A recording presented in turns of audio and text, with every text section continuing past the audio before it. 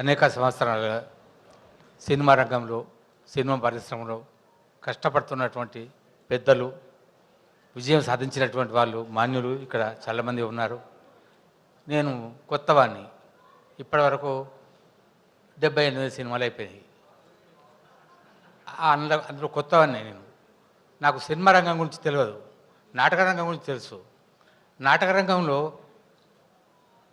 చస్తే నా చావు నేను చావాలి, కానీ సినిమాలో చస్తే పూలదండ వేసేవాళ్ళు, బొట్టు పెట్టేవాళ్ళు, రూపాయి బిల్ల పెట్టేవాళ్ళు, నువ్వు ఇప్పుడు గాలి తీసుకోకుండా ఉండాలి, దండ వేసేవాళ్ళు ఇంతమంది ఉంటారు చుట్టూ. కానీ సినిమాలో చస్తే మనం ఇట్లా కళ్ళు మూసుకొని పడుకుంటారు, నిన్ను చంపేవాళ్ళు చుట్టూ 40 మంది ఉంటారు. నాకు ఈ అనుభవం ఇచ్చింది. ఇక్కడ దానికి సంబంధించినటువంటి వాళ్ళు చాలామంది ఉన్నారు. మొట్టమొదటిది సినిమా కాదు, అది కొత్త పోరడు. దాని తర్వాత మల్లేశం నా మొదటి పిక్చరు సినిమా అంటే అనడానికి. ఇది 68 ఏదో ఇప్పుడు ఉన్నది ఈ బాపు. అందరికీ నమస్కారాలు, ధన్యవాదాలు.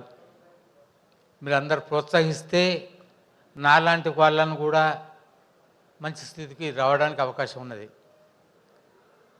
బాపును ప్రోత్సహించండి.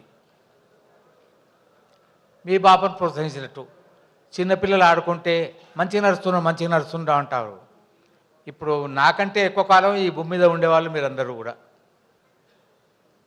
నేను మీ అంతకాలం ఉండలేను, ఉండకపోయినా కూడా నన్ను నడిపించే బాధ్యత మీదే. అందరికీ నమస్కారం తెలియజేస్తూ ఈ సినిమా చూడవలసిందిగా, 10 మందికి చూపించవలసిందిగా కోరుతూ ముగిస్తున్నాను. జై హింద్, ధన్యవాదాలు, నమస్కారం. బాపు, నువ్వు తోపే. నీ సావు యాత్ర కూడా బలగం ద్వారా చూపెట్టినావు, నువ్వు సత్తవని బెదిరించి బాపులో చూపెట్టినావు. Thank you so much. బాపు తోపు, రచ్చ ఆపు అనే వరకు కాకుండా ఆపేసినందుకు థ్యాంక్ యూ రచ్చ నీకు. అండ్